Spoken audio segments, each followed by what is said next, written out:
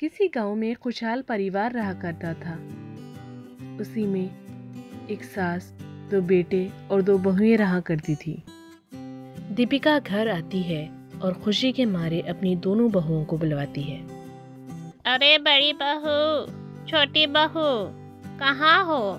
जल्दी इधर आओ। अपनी सास की आवाज़ सुनकर दोनों बहुएं दौड़ी चली आती है। क्या हुआ माँ जी, आप इतनी जोर से क्यों चिल्लाई? हाँ माँ जी, बताइए क्या बात है, आप ठीक तो है ना? अरे हाँ, मैं ठीक हूँ और एक खुशखबरी है जो तुम्हें देनी है। दोनों बहुएं सोच में पड़ जाती है कि माँ जी की खुशी की वजह क्या होगी।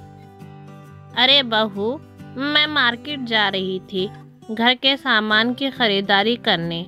इतने में मुझे एक लॉटरी का टिकट मिला जिसका इनाम 10 लाख रुपए है।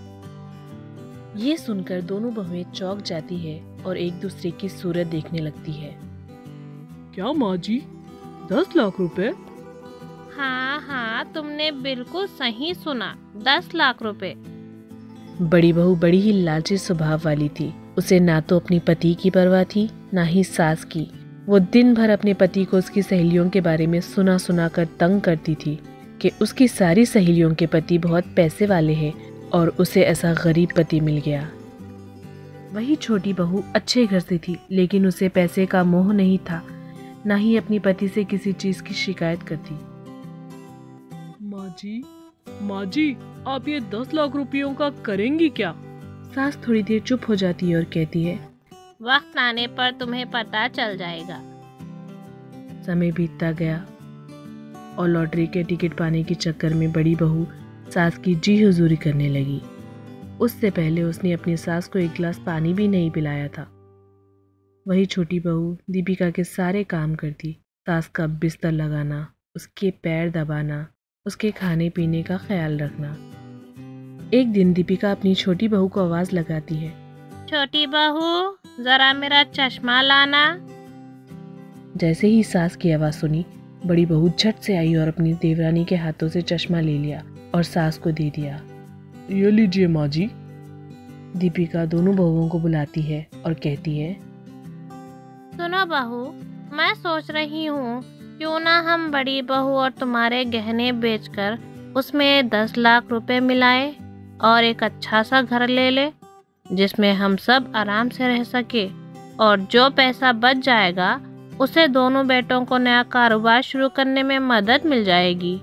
तुम लोग बताओ, ऐसा करना कैसा रहेगा? हाँ, ठीक है। क्या तुम इस फैसले से खुश नहीं हो? हाँ, ठीक है। हाँ, क्यों नहीं माँ जी, ये तो बहुत बढ़िया उपाय है।